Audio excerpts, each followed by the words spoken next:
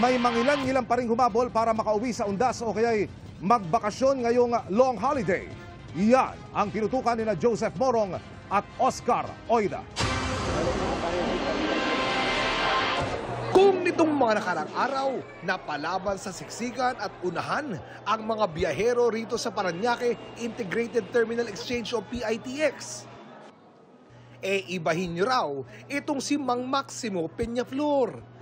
Inabutan namin siyang komportable sa pagkakaupo at cool na naghihintay ng bus pabikol para madalaw ang puntod ng mga magulang. Hindi masyadong maraming tao. Kaya ginusto namin ngayon ng uwi.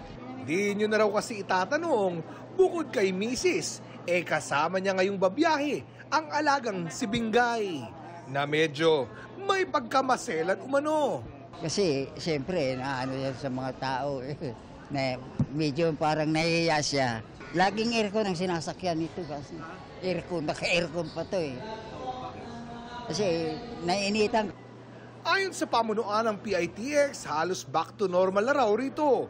Bagamat inaasahang darami, bandang alas 4 ng hapon hanggang alas 7 ng gabi.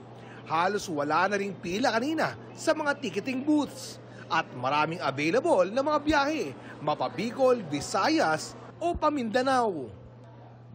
Pero inaasahang muling dadagsa ang mga biyahero simula sa weekend.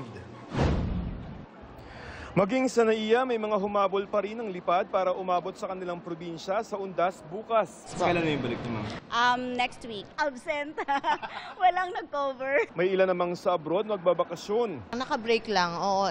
Ilang days lang din. Ayon sa MIA, marami na ang nakauwi sa kanilang mga probinsya noong weekend. Bagaman ngayong araw, meron pa rin na mga bumabiyahe at undas na ang kanilang pakay sa kanilang pag-uwi. Ayon sa MIA, inaasahan ang bulto ng mga pasahero na babalik sa November 4 hanggang 6. Biyernes daw na itala ang pinakamaraming umalis. Pababa na yan at umabot na lamang sa mahigit 118,000 na pasahero kahapon.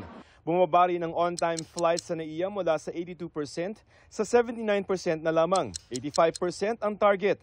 Paliwanag ng Transportation Secretary na nag-inspeksyon din sa airport, umabot daw kasi sa halos 800 ang flights na umalis at dumating sa NAIA. Yung team ng NAIA, nire-review nila lahat yung mga reasons for mga delays. This airport is very congested na, no? With 32 million capacity, pero we're handling almost 45 to 48 million, no?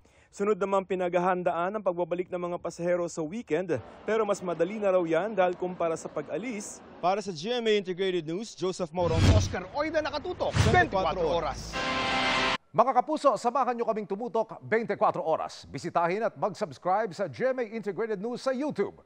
Sa mga kapuso abroad, bisitahin ang GMA Pinoy TV at www.gmanews.tv.